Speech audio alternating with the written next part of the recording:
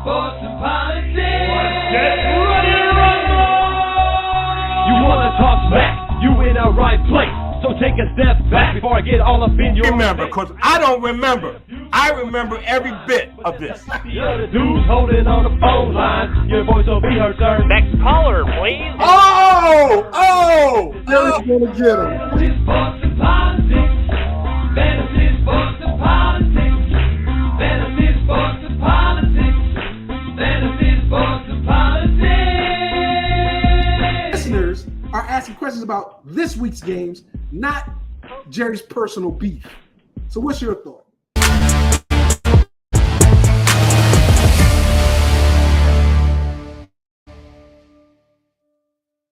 Ladies and gentlemen, boys and girls, children of all ages, welcome to Fantasy Sports and Politics. It's me, it's Mr. FSP, doing the Dukes. I do it for you all day, every day.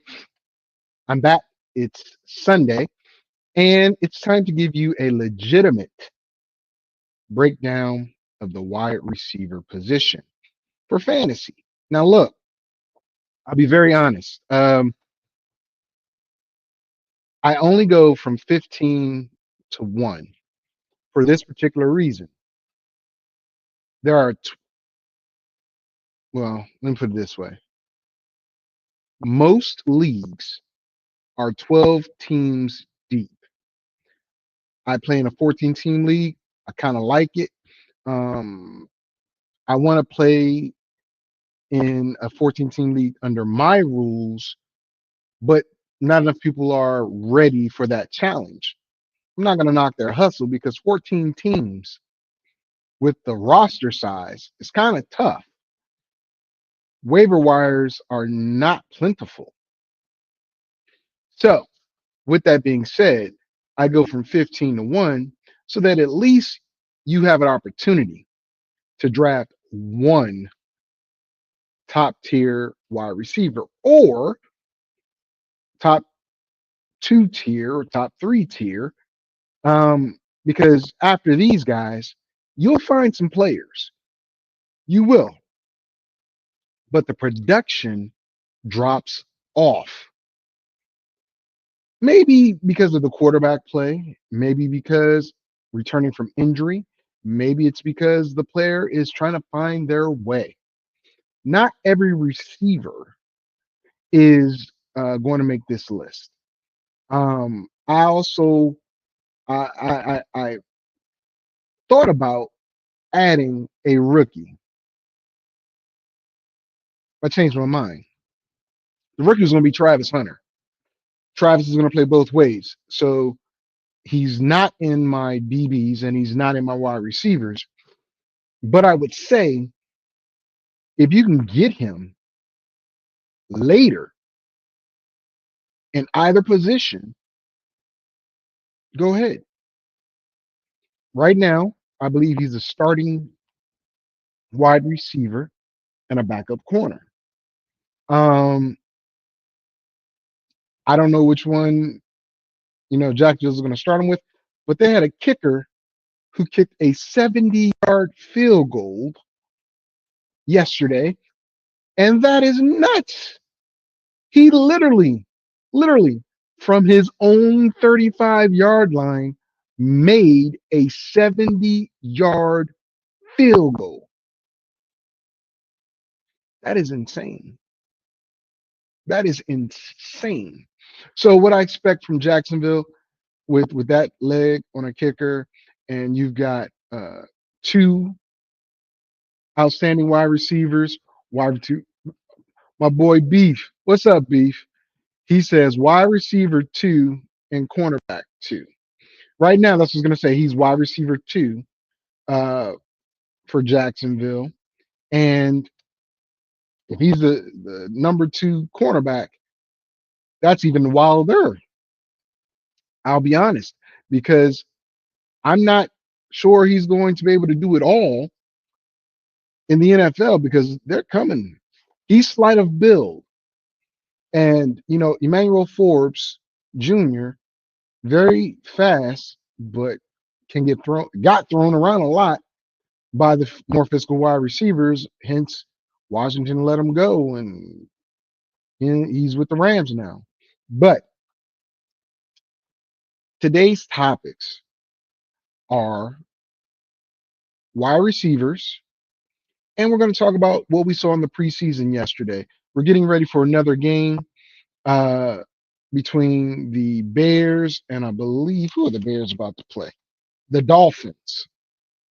So I want you to think about that. Um, hey, he might not last 2 years doing that. He might not, but I think Travis Hunter is a unicorn. The likes literally of Dion that we grew up on, uh, Beef, aka Descar.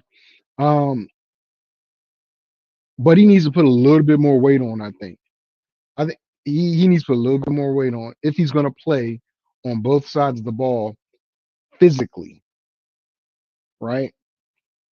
But I don't have him in my top 15 wide receivers. One, he hasn't earned it. Two, um, I have his running mate in there, last year's rookie, who did outstanding numbers. Um, but with that being said, you guys are more than welcome to provide your comments on my rankings. Okay. Let's see what music we're going to use today. I think I want to put Trouble in the Air because I'm put a little trouble in the air. How about that?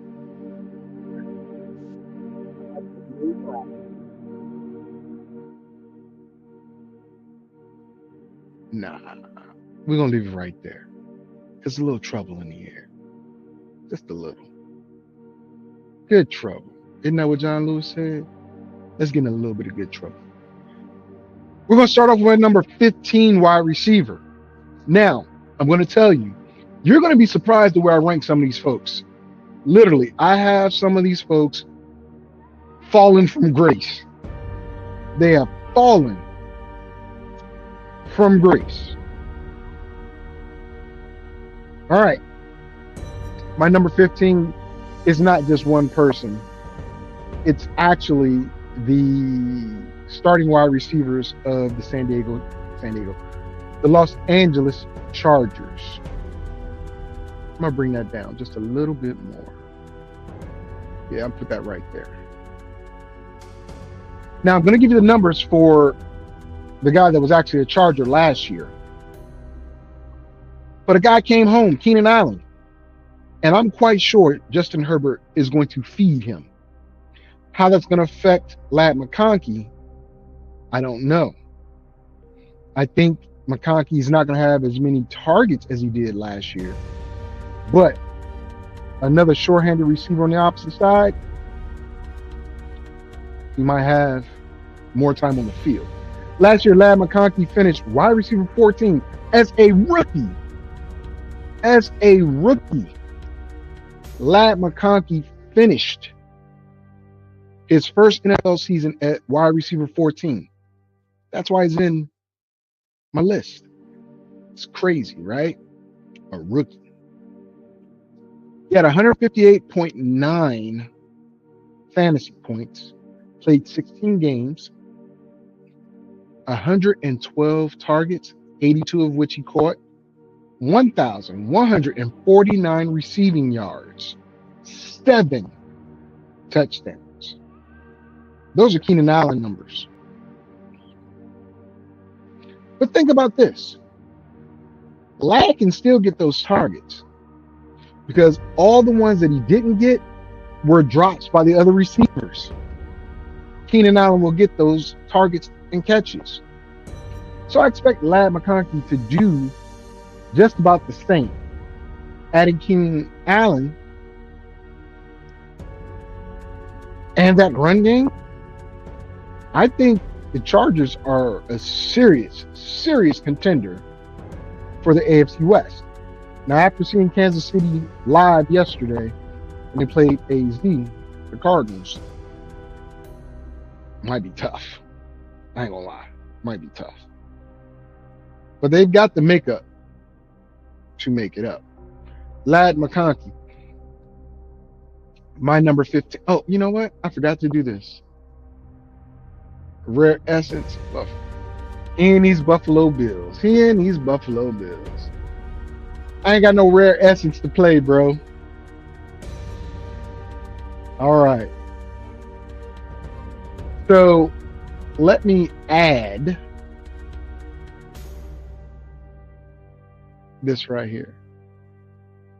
So I've got Lad McConkey. I want to stream this. So what I'm going to do here is I got to edit it. It won't let me edit it. So let me edit it. I'm going to scroll it. There we go. Bam. There we go. There we go. All right. So I have Lad McConkey at number 15 along with Keenan Allen. Right? Let's keep it moving as we go to number 14. Now, number 14, I mentioned this guy has a new running mate, a rookie, in Travis Hunter. You're going to say, why do you have Brian Thomas Jr. at number 14 when last year, as a rookie, he finished wide receiver number 4? Okay? Again, there were some great rookie wide receivers last year. That's why I thought about throwing Travis Hunter in here. But that was last year. That was last year. This year, I don't know if the rookie wide, well, let me slow my roll. The rookie wide receivers are going to produce like last year's wide receivers. I can't picture it, so that's why I didn't put him in there. But last year, Brian Thomas Jr. finished wide receiver number 4. He played all 17 games, had 197 fantasy points, 133 targets, caught 87 of them, 1,282 yards, 10 touchdowns, and they let him run the ball 6 times for 48 yards. That's 8 yards a carry. So a lot of in and rounds, a lot of reverses. Maybe Travis takes a little bit away from that. Again, both scenarios with McConkey and Brian, there's another viable number 2 option. Otherwise, it'd be a little bit higher. Honestly, Lad McConkey finished rated by the players number 100 in all the NFL. That's pretty daggone good, especially for a rookie, right? A rookie wide receiver on a team that doesn't throw the ball that much, but has one of the best quarterbacks in the league. But Brian Thomas Jr. has Trevor Lawrence. With that, you add Travis Hunter, Travis Etienne looking to make sure he still has his job and doesn't have Tank take it away from him. And you got maybe not 133 targets anymore, but still a valuable and valuable, I said valuable and valuable, wide receiver. One, if, you wait and wait and wait, Brian Thomas Jr. might be gone by the 3rd round. Just depending on how your draft goes. Okay. Number 13, as you see streaming down there, you would say, why do you have Tyreek Hill, one of the best wide receivers in the league, at number 13? I'll tell you why. Last year was not a mistake where he was drafted high but wasn't able to produce. I like Mike McDaniels. I like him a lot. Wes Welker is no longer wide receivers coach down there, right? That gameplay in Miami is quickly going down the tubes.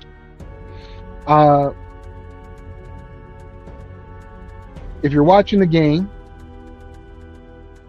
he's not going to play, neither is Tua, but I don't think Tyreek Hill is going to provide you the spark that you think he would. You can get him cheaply in the draft. When I say cheaply, I mean in the lower rounds. Look, last year he finished wide receiver 21 after being drafted probably #1 overall in some leagues. He finished wide receiver 21. So, it's not good. He has a 15th ranked strength of schedule, which is pretty much in the middle. But I don't trust what's going on in Miami. Last year, look, he had 137.2 fantasy points, played all 17 games, 123 targets. That's normal. 81 catches, a little below what he normally does. 959 yards. He's a 1,000-yard receiver every year. Not last year. 6 touchdowns, 8 rushes for 53 yards. Was he utilized? Yes. But I'm not going to say dropped, but somehow, some way, over 40 passes that went his direction were not caught. That's a problem. That is a problem. And Tua was there. Right?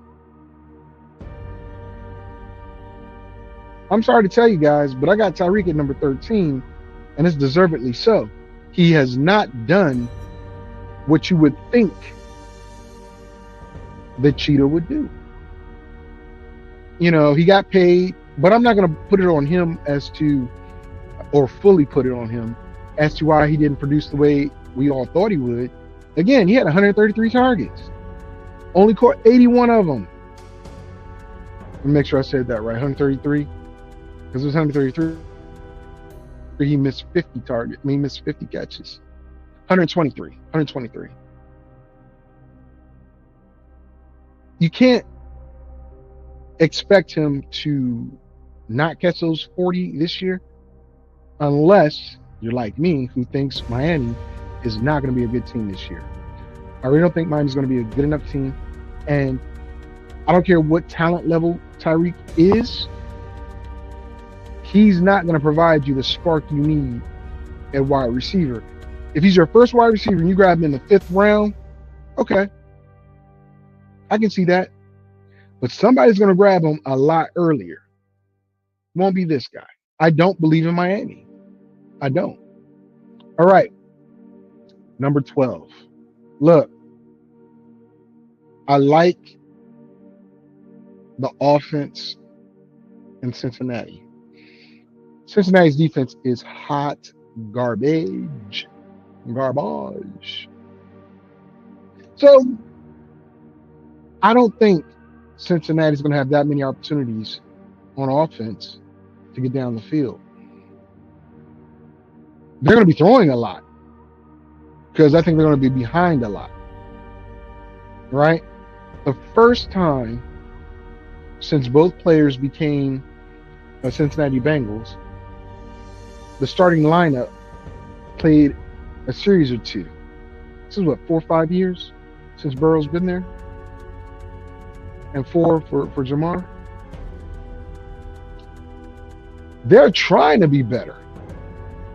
They're going.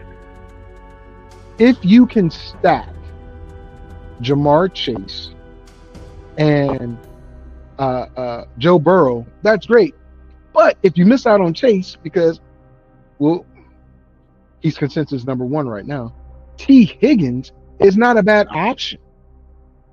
He should not be your number 1, but he's not a bad option. Last year he finished wide receiver number 17, right? Missed a couple games. Played 12 games at 149.1 fantasy points, 109 targets, 73 receptions, 911 yards, but he had 10 touchdowns. 10. Now, we know who had the most yards, most receptions, and most touchdowns at the receiver position. We'll get to him, of course. But Even still, T. Higgins had 109 targets. Less than Tyreek. Less than Ladd. But he had more points than both. Big target. Opportunities are there. T. Higgins is where I have at number 12. Number 11. All right, as you can tell, another rookie from last year in my top 15. You might say, you are tripping, Vic. Malik Neighbors is not a low-end number one receiver. He's a high-end number one receiver. Last year, he finished wide receiver number 8. I'm starting him this year at 11. That's not that far off. The difference is he has a better quarterback in Russell Wilson. Things I don't like about the Giants, I don't trust their offensive line. Cam Scatterbull, who I really like, having a hamstring issue right now. And I don't care what you say about Slayton. He is not a legit number 2 or number 1. To me, he's a number 3. But right now, the Giants have him at number 2 alongside Malik Neighbors. Now, it's no doubting Malik Neighbors' ability. Dude's a monster. Straight monster, right? In 15 games, he had 164.6 fantasy points, 170 targets, caught 109. I've seen some of those passes. A lot of them weren't catchable. I got it. 170 targets as a rookie. 1,204 receiving yards, 7 touchdowns, ran the ball 5 times for 4 yards. For 2 yards. I apologize. But that number that stands out to me, even with the quarterback situation they had last year, a rookie receiver had 170 targets. Russell's going to get this man the ball. He is. But until I see it, I got to believe that Malik Neighbors is going to be a wide receiver 11 this year and would be a wonderful pickup if you can get him. In fact, in my league, he was drafted in the, I'm going to say 10th or 13th round or whatever it is. And I do a keeper league. So Malik Neighbors is a keeper in round 11 or 13. That's brilliant. That is absolutely brilliant. Don't expect Travis Hunter to put up these numbers at these. And again, in my top 15, I have 3 wide receivers so far that were rookies last year, surpassing a lot of vets, proven vets. But it's a changing of the guard. And these young bucks coming for all the smoke. All right. Let's get into our top 10. All right. In my top 10, I start off in a place that has a little woe going on. Injuries, expectations, not where we want them to be. And yet, this team is still going to win their division. It's about the Houston Texans. And my number 10 wide receiver is Nico Collins. You might say Nico's better than that.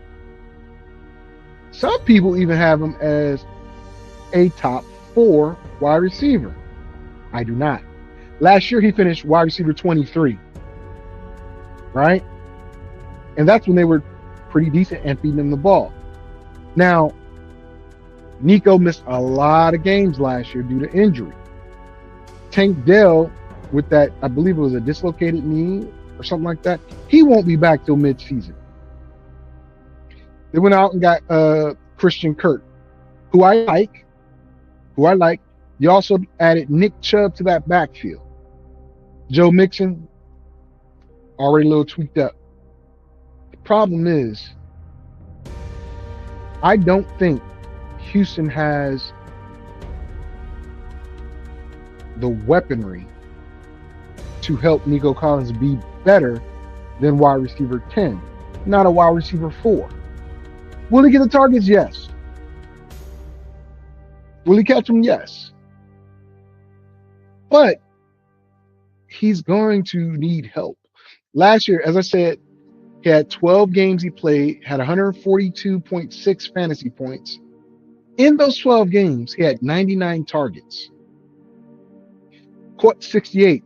So he caught 2/3 of the targets thrown to him.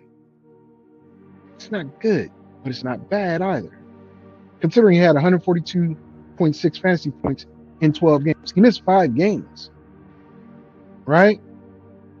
1,006 yards, 7 touchdowns. Why do I have him above Malik Neighbors and a few others? Because, like Malik, he's the only real target on this offense right now. Christian Kirk, I like him, but he has some injury problems. Can he stay healthy? I don't know. And when Tank Dell comes back, where does that put him? Right? But in my opinion, Nico's by himself. But he has a decent run game to support him where Malik Neighbors does not. That's the difference. So when I rank my positional players, I'm not just looking at what they're going to do. I'm looking at all the weaponry around them, right? As you should. The reason being is, if you have two people, like I put Ladd McConkey and Keenan Allen side by side at number 15, because Keenan's coming back into the fold, but it's a different offense, right? But combined, I think those guys are a very comparable group. That's at least half, if not more than half, of Herbert's targets between those two players. T. Higgins, like I said, 109 targets. We'll get the chase. See how many targets he had. But again, more than half of all the offensive targets are going to these people. Though Nico Collins missed 5 games, had 142.6 fantasy points, I think he's worthy of a top 10 receiving marker based on what's ahead of him. And as you can see scrolling below, I got Drake London ahead of him. Drizzy Drake in the building. Now, full disclosure. I had Drake London this year or last year, and I kept him as a keeper along with Jahmyr Gibbs. Then I was presented with a opportunity. The opportunity was to receive his quarterback, Michael Penix, for Drake London. I chewed on that for a minute because I'm like, man, he loves throwing it to Michael Penix. Michael Penix loves throwing it to Drake London. Tall target, why not? Right? And I stewed on this for a minute because the way I do my keepers, wherever you drafted a player, and if you keep them, you lose that position next year. If a player was not drafted and picked up off of waivers, but they're a keeper, you lose your last pick in the draft for that keeper. So this also plays in the scenario. Michael Penix was not drafted. Michael Penix was picked up off waivers, hence he becomes the last pick for the owner that kept him. And I said to myself, I can still get Kyle Pitts, who Michael Penix likes to throw to. And I can get him late because nobody believes in him. But look at the weapons behind and around both London and Penix. Tyler Algier, but Bijan Robinson, Kyle Pitts, Daryl Mooney. Drake's going to get his targets. Last year, he finished wide receiver number 11. Finally, because he has a quarterback that wants to get him the ball. Kurt was doing his thing. Then Kurt fell off. But last year, in 17 games, Drake London had 180.8 fantasy points, 158 targets. He caught 100 of them. 1,271 yards, 9 touchdowns. He had 1 run for a negative 3-yard yield. But that 158 targets, that comes even in games. Let me see how many times he got targeted. Okay. Week 1, 3 targets. Week 9, 2 targets. Week 15, 3 targets. And he still had 158 targets. And he still had 100 receiving receptions. And I said to myself, but Michael Penix is going to get more than 180 yards. 180 fantasy points. So to me, I got Drake London in the 5th round last year. So if I kept him, I would have lost a 5th round pick this year. So I did the trade. Now I have Michael Penix. The other owner has Drake London. He loses his 5th round. I get mine back. And I only lose my last pick in the draft for a starting quarterback with all those weapons. Now, mind you, I did not make this trade offer. I did not.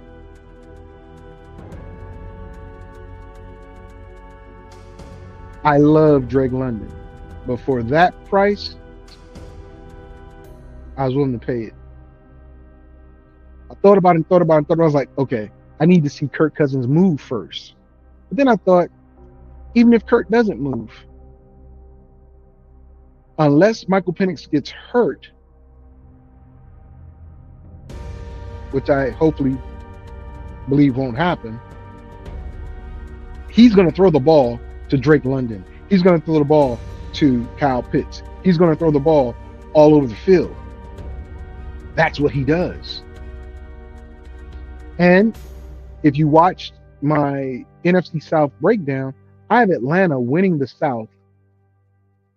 I think I have them being the number 4 seed, one or the other. But they're going to win that division, and it's going to be maybe 11, 12 wins from them this year. That's what I got. Michael Penix Jr., I love you, guy. And you will be in my top 15 when we get to the quarterbacks.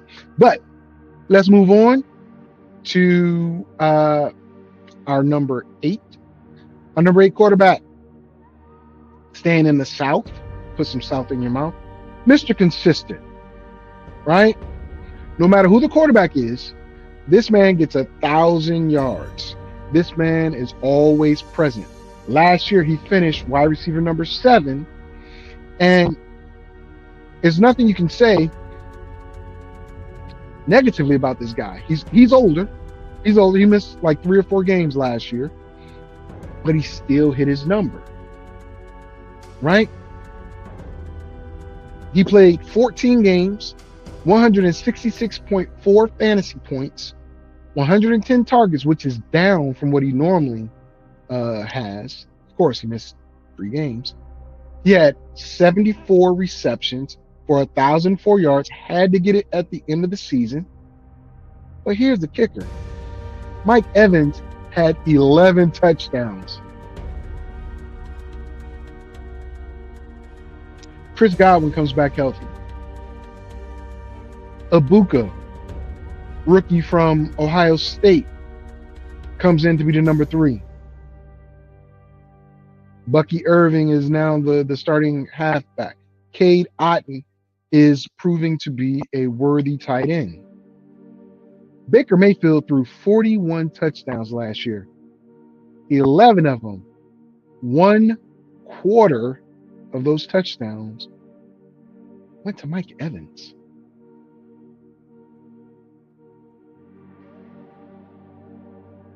Think about that, man. I don't care how old he is. He's productive. And as I said, Godwin's returning. And Godwin is a PPR guy. So Godwin might get more receptions, but you can expect Mike Evans to get those yards and touchdowns. I get it. You want those receptions too. I do too. But you might have to give up a few, but you're going to get that touchdown production, right? Mike Evans is sitting there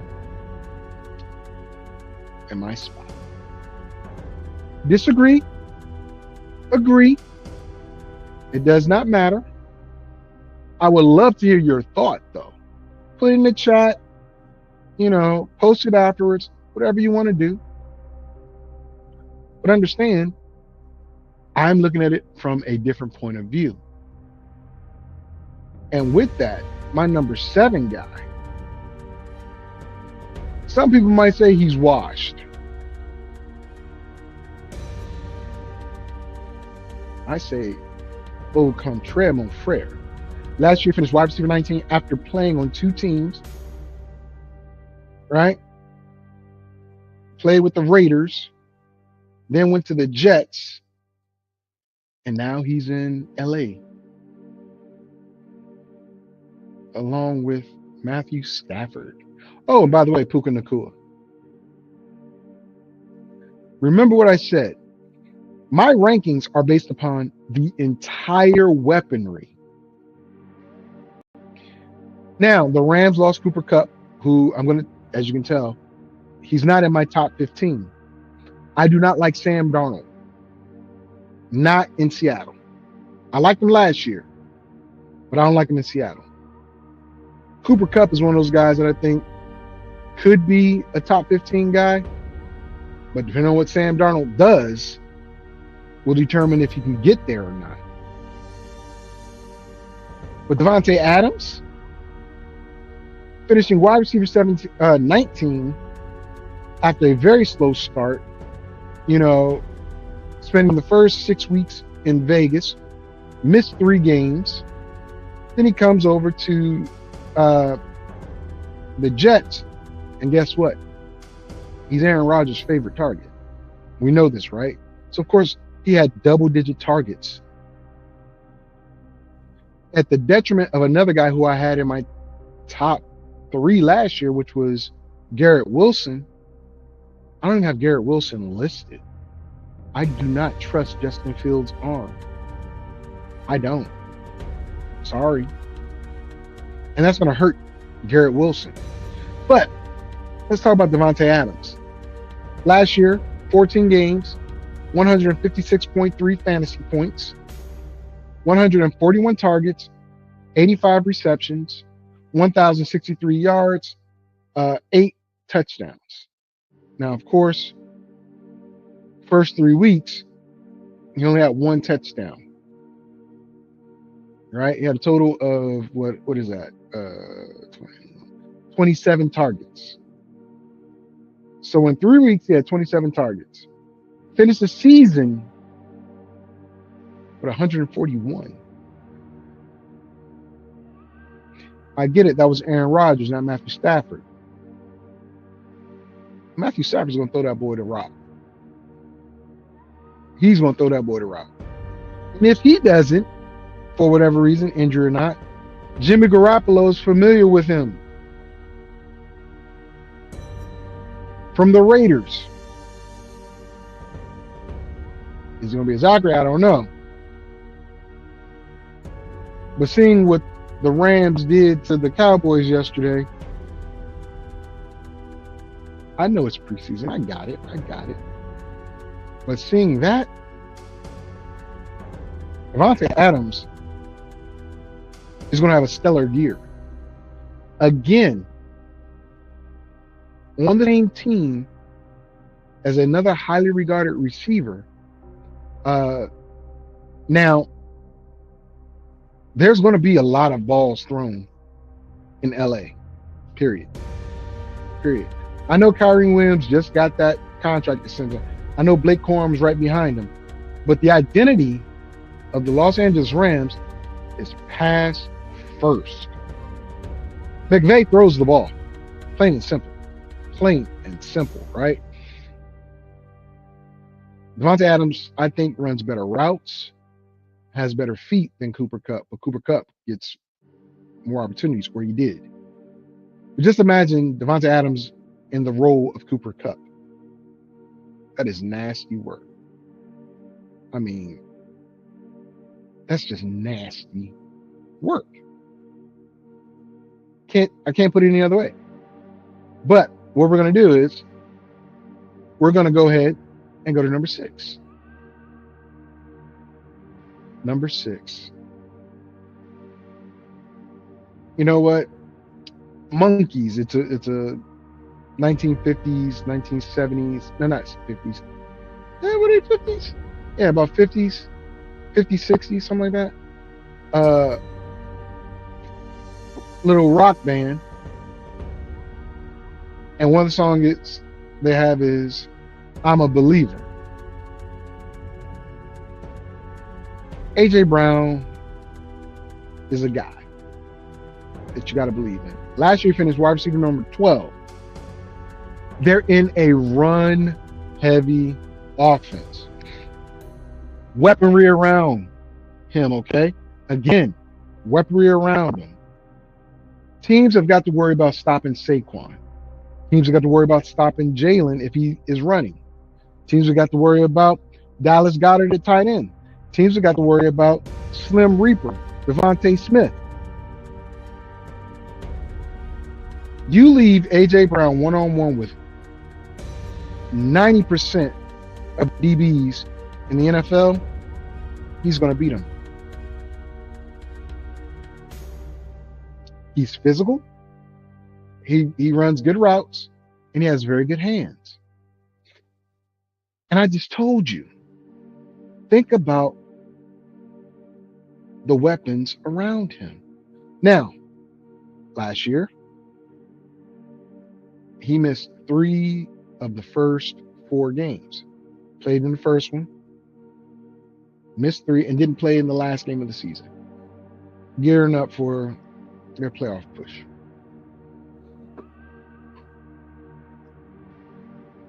He had less targets than most of the people we've already talked about. Right? A.J. Brown had less targets than most of the people we've already talked about. In 13 games, he had 149.9 fantasy points. 97 targets. Caught exactly 67. So he missed exactly 30 of those passes. Don't know how or whatever the circumstances were, but 30 of those targets didn't get to him. Still had 1,079 yards and 7 touchdowns. I think, and again, they're a run-heavy team. A.J. Brown is going to have, in my opinion, probably 100 receptions this year. Because I think they're going to throw the ball a little more. So those 97 targets, I think you're going to bump them up to maybe 120, 130 targets, and he catches about 100 targets. That gives him about 1,200 receiving yards, 10 touchdowns maybe. Right?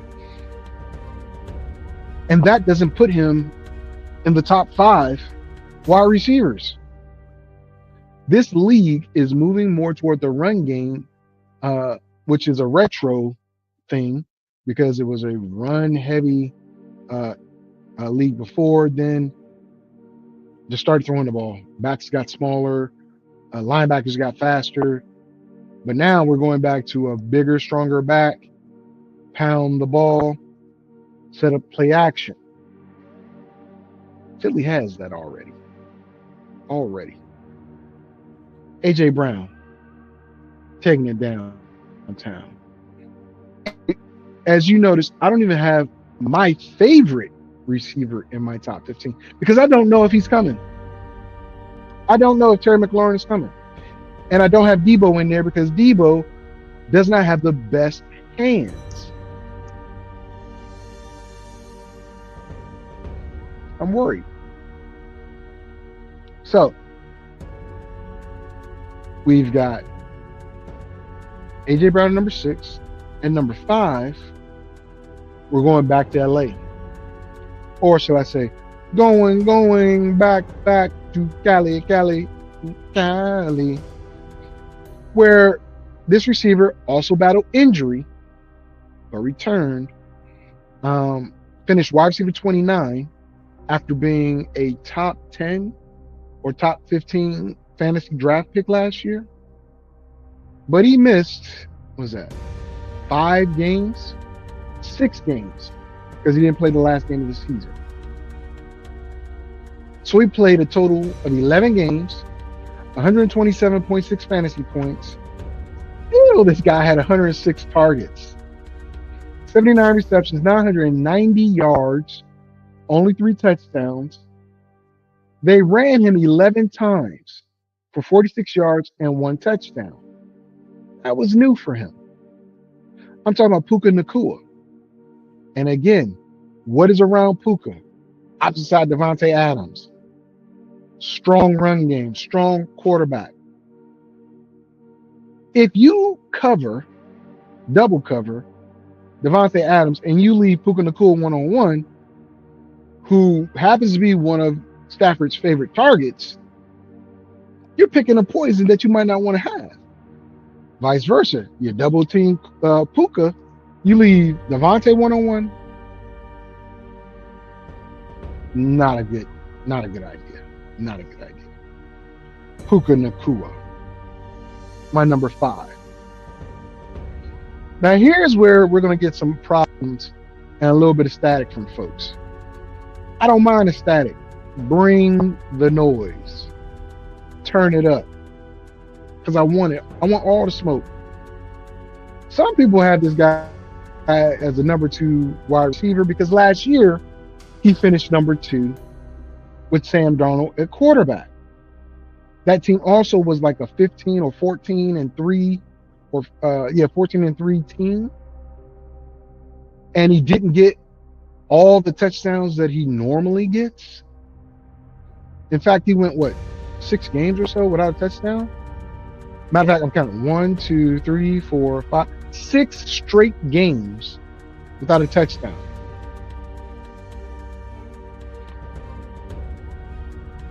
And they still won.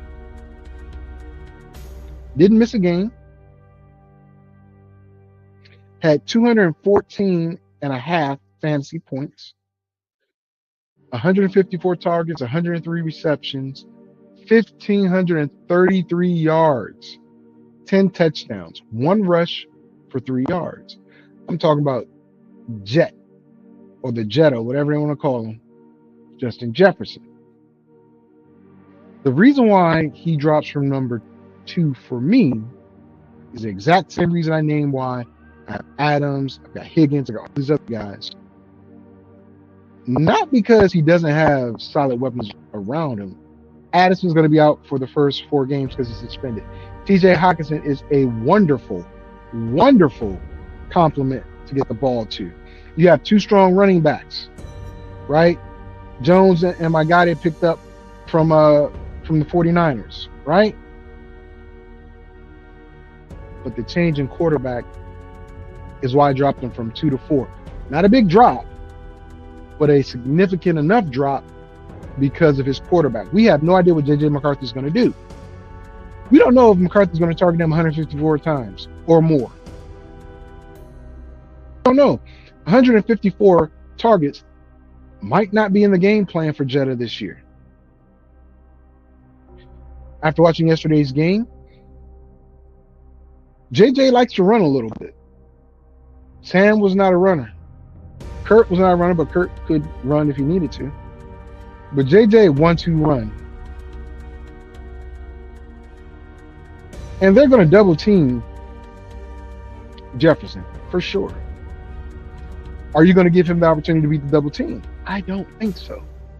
He's a rookie pretty much because he didn't play last year.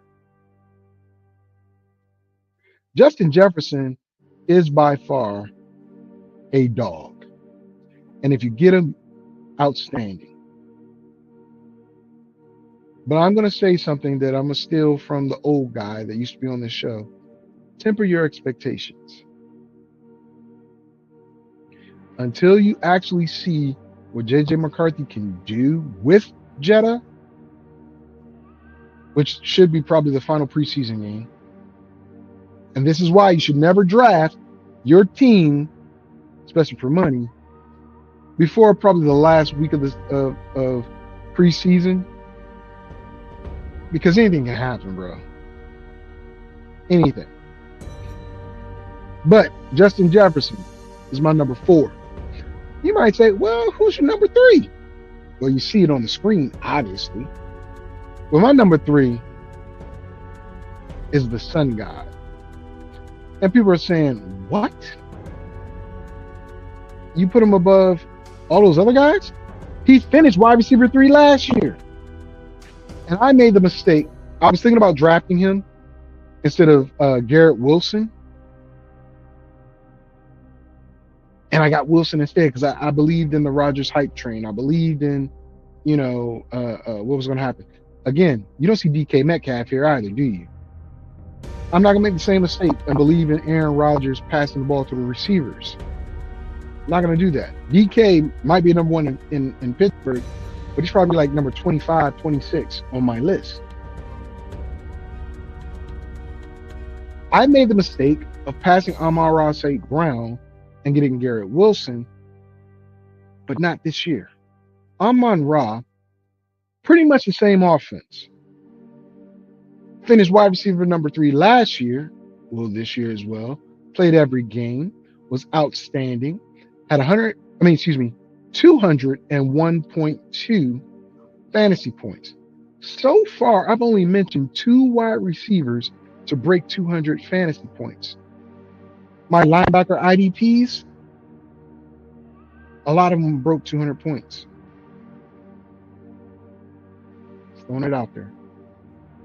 But I'm not telling you to draft an IDP before you draft a receiver. No. Look at your settings before you draft if you have IDPs. Because maybe the IDP points aren't that much.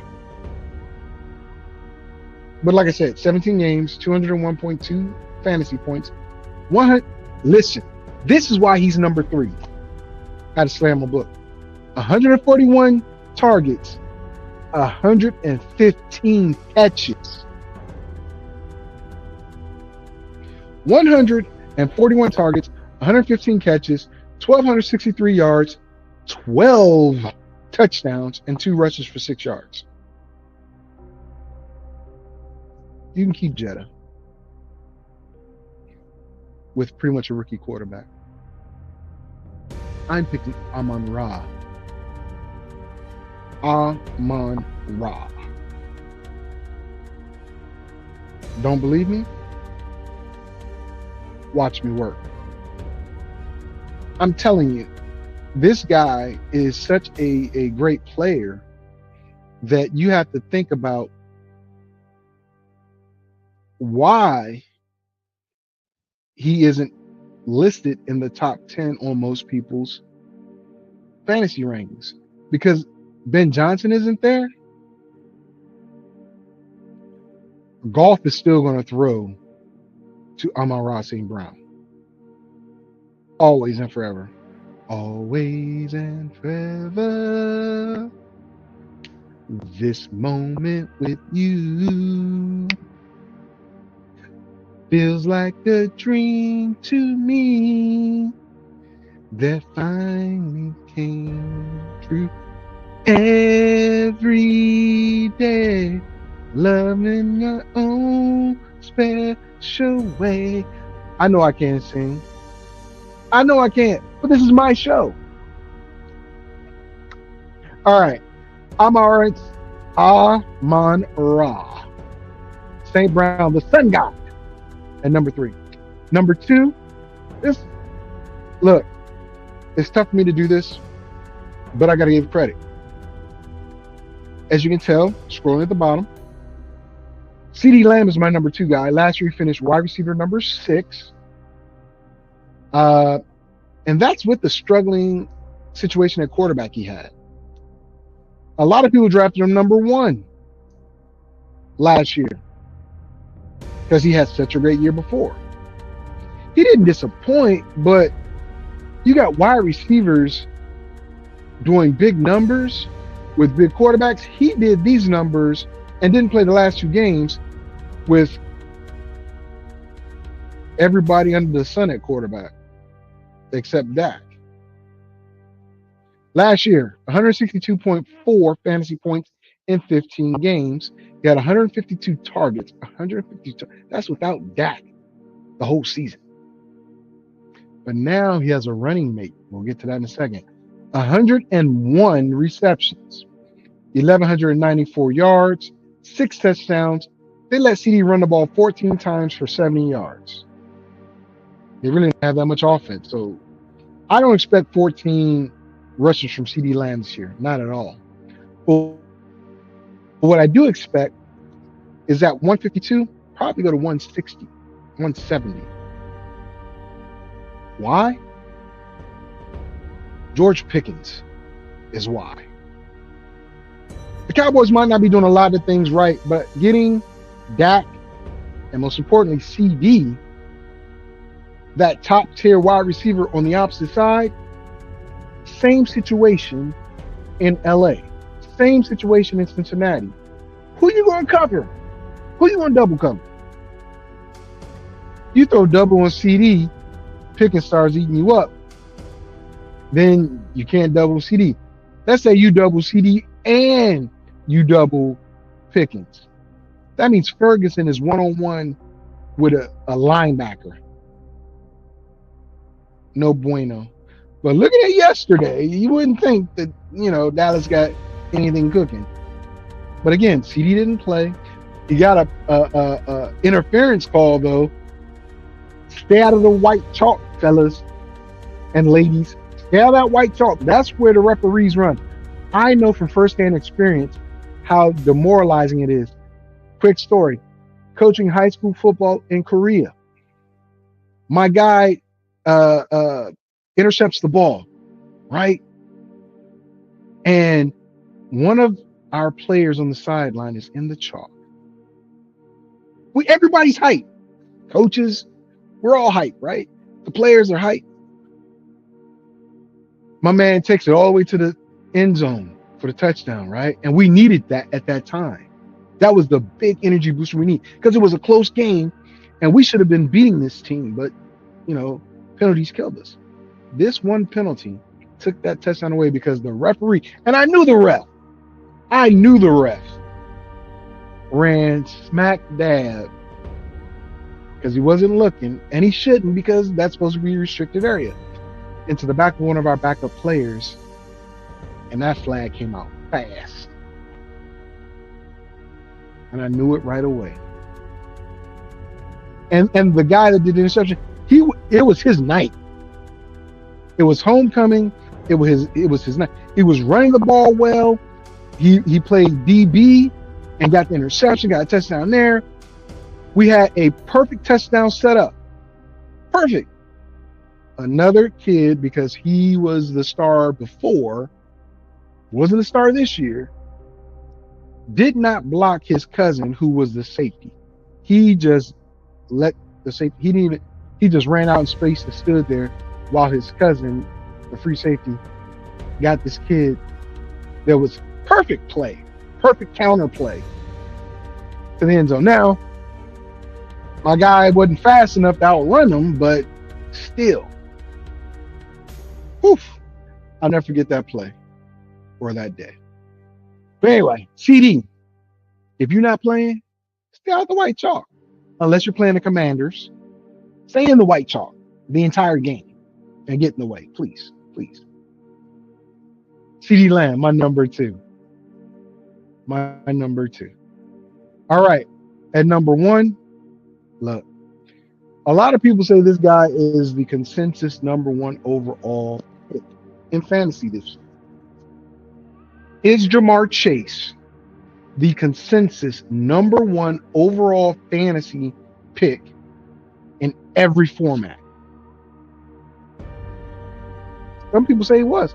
He finished wide receiver 1 last year, triple crown winner, 25th strength of schedule, which means it's not a hard schedule, but I don't like Cincinnati's defense at all. So if you listen to my breakdown of the AFC North, you would know I don't have Cincinnati doing well at all. Fantasy-wise, they're going to eat. They're going to eat. Jamar Chase, this dude, and he got paid. He had running back numbers in fantasy. 276 fantasy points. 276. Wide receivers don't normally get that. Low 200s would be great. And if you noticed, in the top 15, there are only 3 receivers in the 200s. 3. And one of the top 3 isn't in the 200s. But I think that's going to change this year. Last year, and this is ridiculous, y'all. This is ridiculous. And this is why I said T. Higgins had 109 targets. That's good. Jamar Chase had 175 targets. That's insane. 127 of them were caught. So he missed about 50, right? 1,708 receiving yards, 17 touchdowns, 3 rushing attempts for 32 yards. He just might be the consensus number 1 fantasy player this year. Just might be. Now, in my league, he wasn't kept. And I get it. Because Jamar Chase was picked in the first 2 rounds. And that's the thing in my league. You cannot keep a player that was that was drafted in the first or second round the previous year. The person, and we also do a lottery style to decide who's going to be, pick 1, 2 through 12. And the person that got the first pick, he already declared, which is a no-brainer, really. But he declared he's getting Jamar Chase number 1 overall. Here's the caveat. We have a super flex league. His keeper, I got to see if it's in this book or not. I can tell you guys his keeper.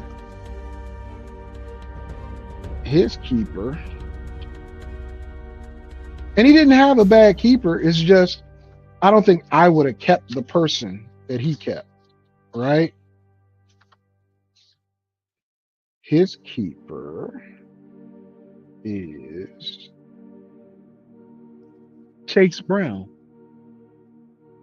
the running back for Cincinnati. So what does that tell me he's going to do? He's going to try to stack Cincinnati players. It's not bad because they're going to have a hell of an offense, right? So you have the starting wide receiver, you have the starting running back. He's going to probably try to get Joe Burrow with his second pick. I don't know if Joe Burrow is going to be there at the end of the second round when he gets to pick again. Again, we have a super flex. The caveat again is a player you pick in the first and second round cannot be held as a keeper the following year. So you run the risk of, if I get Joe Burrow this year early, I might not be able to keep him next year. If I get Josh Allen this year, I might not be able to keep him next year. Well, you're not going to be able to keep him next year. You know what I mean? So it's a strategy. It's a strategy. What are you willing to risk in order to make the best possible team this year? Next year is next year. I'm not saying be like the Rams, say F them picks, but what are you going to do? Jamar Chase is clearly the number one wide receiver in fantasy. And in most formats, he is clearly their number one fantasy football pick. But is he the number one fantasy football pick in a format that I just described? Think about that. Either way, you're not going to be able to keep him next year, because if he's not picked number one, number two is probably going to get him. Number three, he might get him too. If he falls to number four,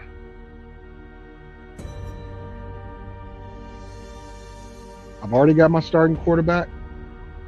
I've already got my starting running back. I think I can get that starting wide receiver. In fact, I'll just tell you guys real quick who in the league pretty much has their best starters. Now, some of the steals. Malik Neighbors was in the 7th round. George Pickens was in the 9th round. Let me see. Who else? My guy, he's a traitor to me now. Q, aka Memo, he got Brock Bowers in the 11th round. And he kept Jaden Daniels. That is just dirty work. Dirty work right there. And he has the 3rd pick overall. My goodness. One guy kept Saquon Barkley and Ladd McConkey. So you're going to have probably one or two best fantasy football players in Saquon, in my opinion, along with in my opinion again, the number 15 wide receiver. That's dirty work right there, guys. Dirty work. Let me see who else. Brian Thomas Jr. is going in the 9th round. It's wild. You know what I mean? There were some others, but just an example of the strategy you need to use in a league like mine. Is the risk worth the reward? I ran down the top 15 fantasy wide receivers according to me. They might be different in your book. Like I said, people have Justin Jefferson number 2. I got him number 4.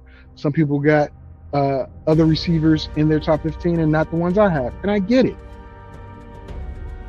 But for what I do in my leagues, I'm like, that's money. That is money. Real quick, before we get out of here, let's talk about what we're going to do about this preseason. If you have a team that got demolished yesterday, let's use the Green Bay Packers, for example. Is it safe to say the Green Bay Packers starting offense is pretty daggone good? It's pretty safe to say that. There's no way the Green Bay Packers should have been whooped up on like they were last night. What that says is their second and third teamers are abysmal based upon what their opponent's second and third teamers had. Abysmal. The Jets, second and third teamers, disclaimer again, I had the Jets. If you listen to my AFC East breakdown, excuse me, I had the Jets overperforming any projection. I had the Jets getting like, I think 7 wins, going 7-9. Most people have them going 4-13. But the Jets literally looked like they could do it. Justin Fields threw the ball. I don't believe he's going to get the ball to Garrett Wilson, man. I don't. He did get it to Pickens in Pittsburgh, and I get it. They made him run the ball a lot, or the team ran the ball a lot, which I understand, right? But he had plenty of opportunities to throw the ball too.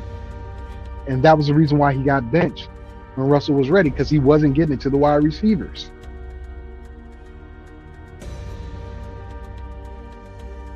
But the Jets whooped up on Green Bay. Their second and third teamers made Green Bay's second and third teamers look like children. So I say this to say, people don't invest in the preseason much. And I understand why, because overall, fantasy-wise, it's not something that's going to help you prepare for your fantasy season or your actual NFL team during the season, but it does. Here's the thing, and follow me down this rabbit hole. When your favorite player goes down week 1 or preseason, who's the backup that's coming in? Is that person going to be playing at a level that you need them to play? Prime example, the Chargers have one of the best offensive lines. They just lost their starting left tackle. Joe Alt is moving from right tackle to his natural left tackle, but is the run game going to be the same with him there? Or the passing game? I believe Alt is a monster. Him and Penei Sewell both got switched from left to right when they got to the pros, but both can play left.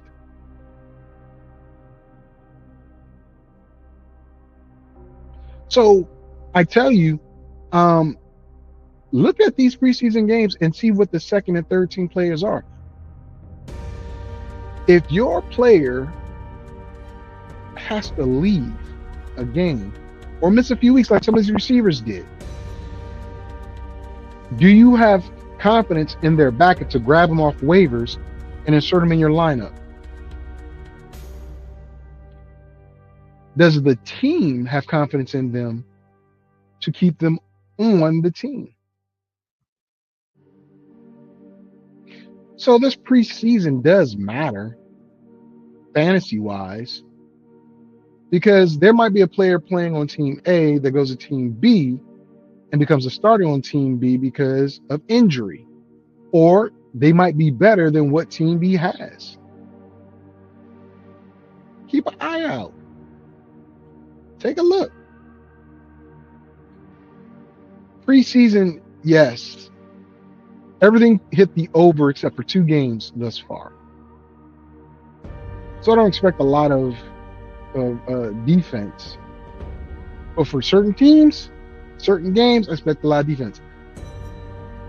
The game I thought was going to be a decent defensive game, Green Bay and the Jets, I was wrong.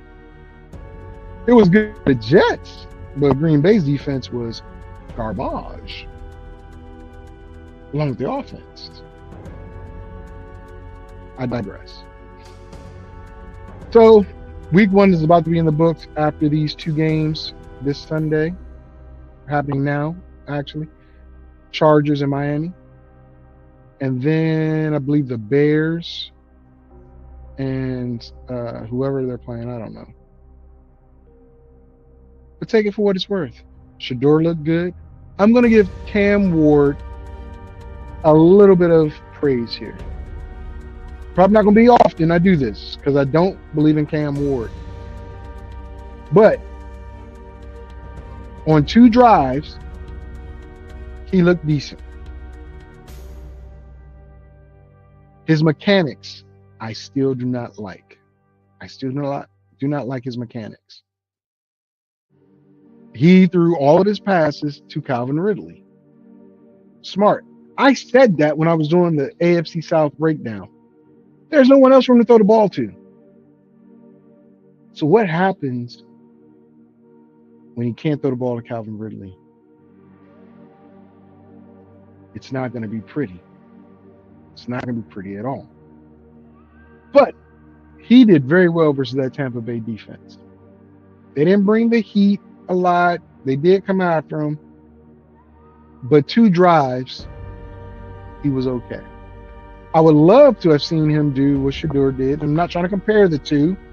I'm just saying I would have loved to see Cam Ward go at least 3 quarters against that Tampa Bay defense. Shiloh probably would have hit him for his brother. But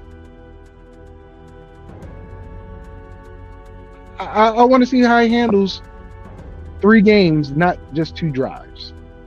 I mean, 3 quarters and not just 2 drives. Right? Number 1 overall pick. Supposed to be good. We're going to see. We're going to see. Had a good outing last night, though. Good outing last night. With that being said, I want to thank you all for listening and tuning in. I want to thank George Vassakanen, former colleague of mine, who I wish nothing but success for him. Outside of his political views, he's a very good guy. Hate his political views, but I love the guy. I want to thank my boy Beef, aka Dakar Bowens, Market Mob Promotions. Market Mob Promotions. Be on the lookout for the skits, the shows, all of that. My boy Beef he's trying to get some stuff done, and my prayers go out to him. Okay. But yes, thank you all, my brother James Hemsley, for always supporting me, and those watching out there in TV land, whether it's X, Facebook, or YouTube. Thank you. This is going to get cut up. Some shorts are going to be put up. Some reels are going to be put up. And I'd love to get your feedback on what I've said today. What do you think about my top 15 wide receivers? They're bogus? They're good? What would you change? Let's discuss it. But the bigger factor is when you have different teammates around you, there's a great chance that you can succeed instead of just being the lone star. The whole group wins. You benefit from having that other star on the other side, making you both rock stars.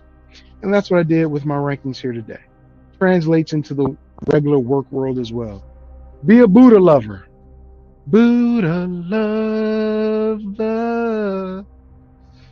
I do not smoke Buddha. No. But this is Buddha Bakery. All right. You guys have a great day. Stay hydrated wherever you are. With that being said, it's time for me to say goodbye. We out.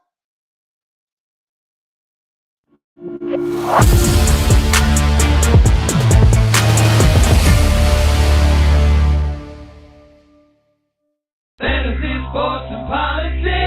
Get ready to rumble! You wanna talk smack? You in the right place. So take a step back before I get all up in your Remember, because I don't remember. I remember every bit of this. You're the dudes holding on the phone line. Your voice will be heard, sir. Next caller, please. Oh! Eric's gonna get him. Fantasy, sports, and politics. Fantasy, sports, and politics. Fantasy, sports, and politics. Fantasy, sports, and politics. Listeners are asking questions about this week's games, not Jerry's personal beef. So what's your thought?